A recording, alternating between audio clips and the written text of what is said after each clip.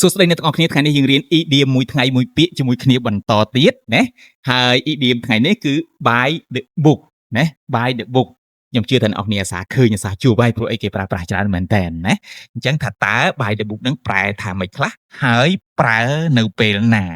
អូខេតោះយើងចាប់ដើមចូលមើលជាមួយគ្នាតែម្ដងអញ្ចឹង by the book អត្ថន័យដែលសម្រាយរបស់វាគឺ follow rule exactly ណា follow rule exactly អូខេចឹងឥឡូវយើងមកឧទាហរណ៍ the police officer handle the case by the book ណាអូខេ the teacher grade the test by the book អូខេអញ្ចឹងឥឡូវយើងមើលតើវាប្រើនៅពេលណាអញ្ចឹង by the book ហ្នឹងគឺប្រើនៅពេលដែលធ្វើអ្វីមួយតឹងរឹងស្របតាមច្បាប់តែម្ដងឬក៏តឹងរឹងតាមបទបញ្ជាឬក៏តឹងរឹងតាមនីតិវិធីដែលបានកំណត់កាលណាអញ្ចឹងគេប្រើ by the book ណាអូខេជឹកបកប្រែថាម៉េចបកប្រែថាតាមច្បាប់ឬតាមបទបញ្ជាយ៉ាងខ្ជាប់ខ្ជួនអីចឹងទៅណាឬក៏តាមក្បួនខ្នាតឬក៏តាមគោលការណ៍ណាធ្វើអ្វីមួយឬក៏អនុវត្តអ្វីមួយតាមគោលការណ៍ឬតាមច្បាប់ចឹងទៅឥឡូវយើងមើល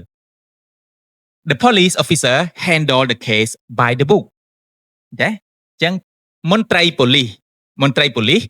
ដោះស្រាយណាដោះស្រាយករណីឬក៏ដោះស្រាយរឿងក្តីឬក៏ដោះស្រាយបញ្ហាស្របទៅតាមច្បាប់យ៉ាងតឹងរឹងណាគឺស្របទៅតាមបទបញ្ជាយ៉ាងតឹងរឹងឬក៏ស្របទៅតាមនីតិវិធីយ៉ាងតឹងរឹងអូខេឬក៏យ៉ាងខ្ជាប់ខ្ជួនអីចឹងទៅណាអូខេចឹង by the book the teacher grade the test by the book ចឹងគ្រូបង្រៀនណាគ្រូបង្រៀនដាក់ពិន្ទុនៃការប្រកួតឬការប្រឡងណា grade the test ហ្នឹងក៏បកប្រែពិន្ទុនៃការប្រឡង by the book គឺយ៉ាងតឹងរឹងទៅតាមបាប់ទៅតាមគោលការណ៍នៅទៅតាមក្បួនខ្នាតអូខេអត់មែនប្រឡំដោយសារតែចូលចិត្តហើយឲ្យពិន្ទុល្អជាងឬក៏មិនចូលចិត្តហើយដាក់ពិន្ទុទាបជាងអីទេគឺអត់ទេគឺផ្អែកទៅតាមគោលការណ៍ទៅតាមក្បួនខ្នាតទៅតាមច្បាប់ទម្លាប់នឹងតែម្ដងណាអូខេអញ្ចឹងគេប្រើ by the book អូខេ